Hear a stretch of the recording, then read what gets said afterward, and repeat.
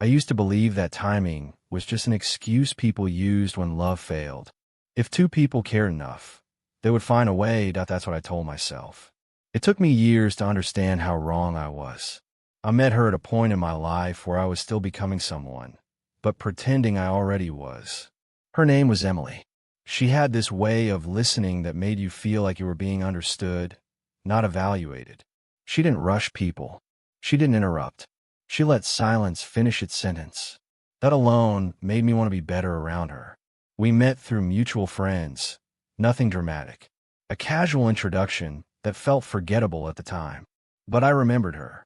Not because she tried to impress anyone. She didn't. Because she was fully present without demanding attention. When she spoke, it was intentional. When she laughed, it wasn't performative. I didn't know it then, but she was already living the kind of emotional maturity I was still learning to name. At that time, my life looked stable from the outside. Good job, predictable routine, clear trajectory. Inside, I was unfinished. I avoided questions about the future by staying busy in the present. I confused productivity with purpose and told myself I'd figure the rest out later. Emily didn't pressure me. That was the problem. We started seeing each other slowly. Coffee turned into dinners. Dinners turned into long walks. Long walks turned into conversations that felt a little too honest for how early it was. She asked questions I wasn't used to answering. What scares you about commitment? What do you think love requires from you? Who were you before you learned how to be careful? I laughed some of them off, answered others vaguely. Not because I didn't care, because I hadn't looked closely enough at myself to answer truthfully. Emily noticed everything. Not in a suspicious way, in a present way. She noticed when my words didn't match my actions, when I changed the subject instead of staying with discomfort, when I made plans that sounded good but lacked intention. She never accused. She observed. And observation can feel more exposing than confrontation. There were moments when I felt deeply connected to her.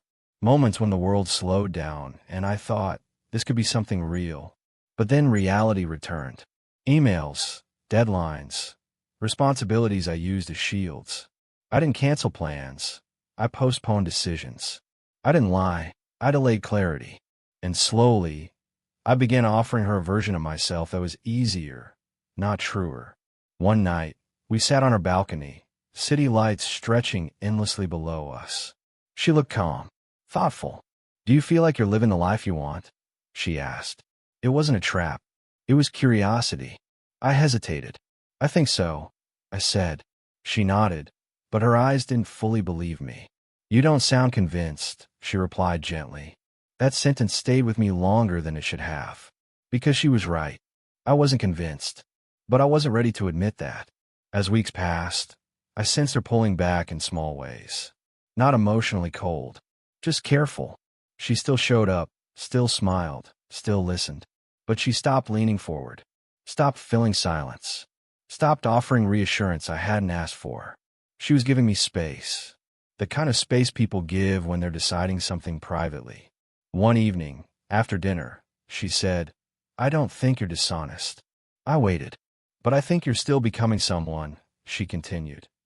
And I don't know if you realize how much patience that requires from the person beside you. Her honesty wasn't harsh. It was generous. And it scared me.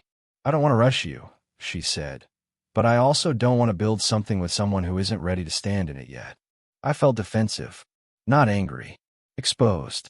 Because for the first time, someone wasn't asking me to change. They were asking me to be honest about where I was. I told her I cared, that I wanted to keep seeing her, that I just needed time. She listened. Then she said something I didn't understand until much later. Time only helps if you're using it. That night, after she went inside, I stayed on the balcony alone, looking at the city, feeling the weight of a truth I wasn't ready to face.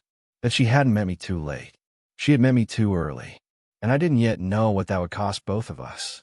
After that night on the balcony, nothing officially changed. And that was the problem.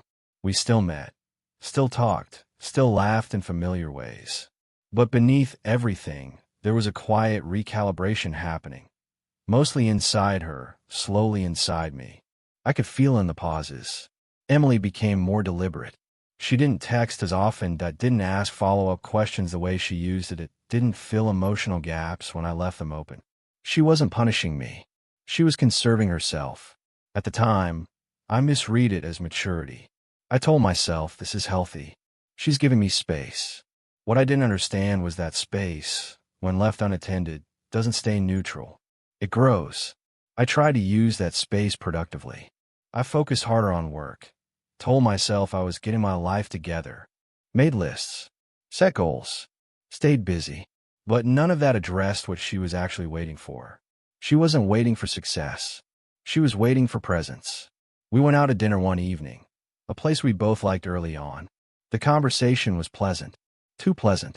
We talked about movies, travel, surface-level plans, all the things that avoid risk. At one point, she looked at me and said, "Do you ever feel like we're talking around each other lately?" I smiled instinctively. "Maybe we're just tired," I replied. She didn't argue. That silence was becoming familiar. Later that night, as we walked back to her apartment, she slowed her pace. "I need to tell you something," she said.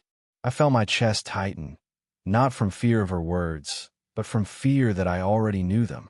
"I don't feel like you're choosing me," she continued. "I feel like you're keeping me nearby while you decide who you're becoming." I opened my mouth to respond, closed it, because every defense I could think of sounded like delay dressed as logic. "I care about you," I said. She nodded. "I know, but caring isn't direction." That sentence settled into me slowly. Direction.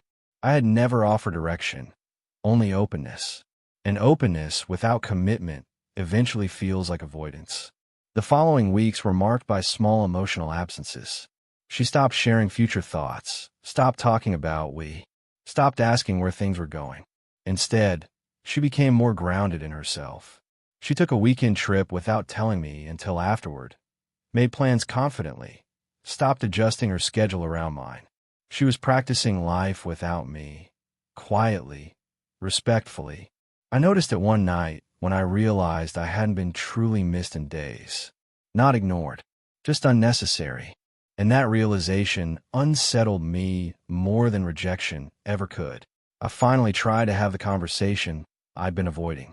We sat across from each other again, different table, same tension. "I'm trying," I said.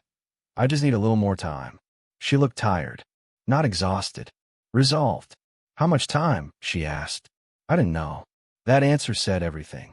"I don't think you're wrong for where you are," she said gently. "But I think I'd be wrong to stay here, waiting indefinitely." That wasn't an ultimatum. It was a boundary. And boundaries don't exist to pressure. They exist to clarify. I felt panic rise. Not because I was about to lose her. Because I realized how much I had already lost by not stepping forward sooner. Moments, depth, momentum.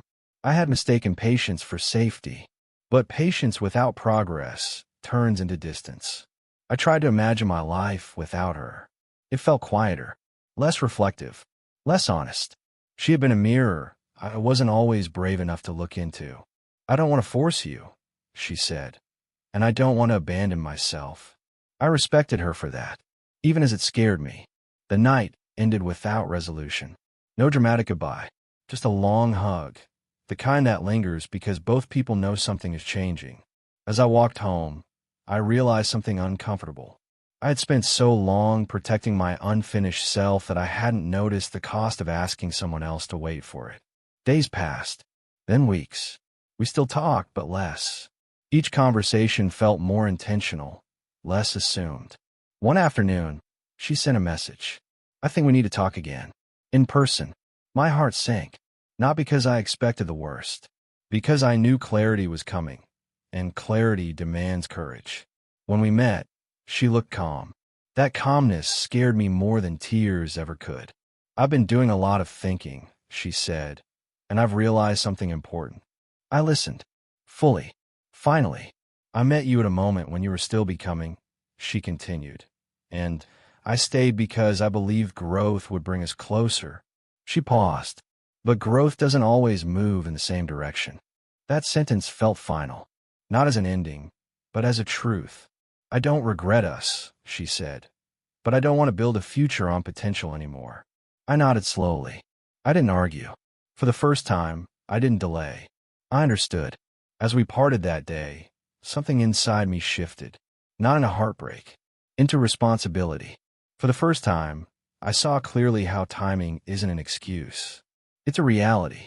And sometimes, the most painful lesson love teaches is that meeting the right person too early can still change you forever.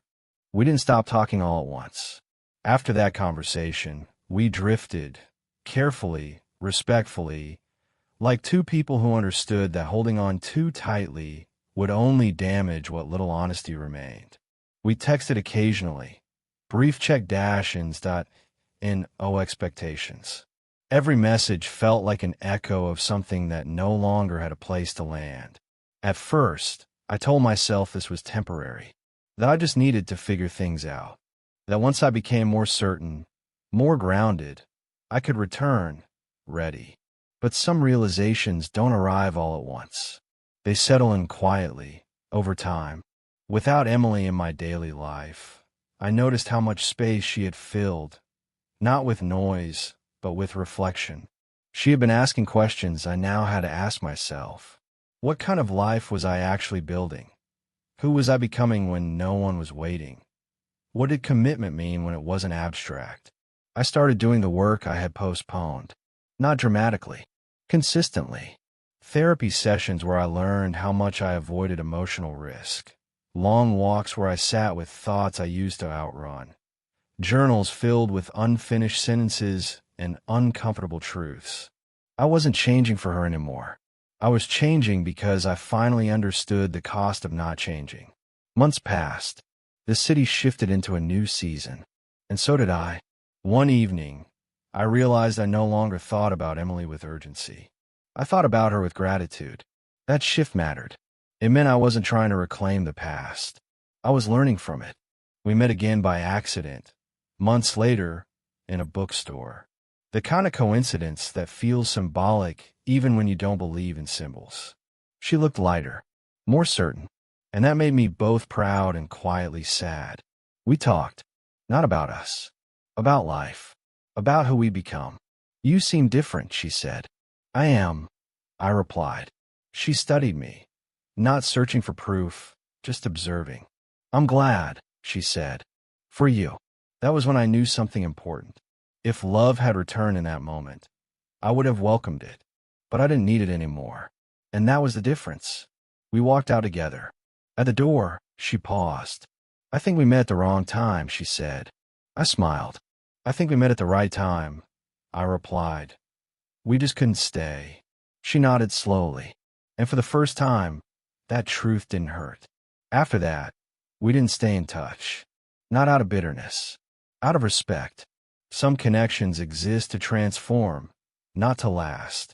Years later, I found myself in a different relationship. Not rushed, not performative. Intentional. I didn't hide behind potential anymore.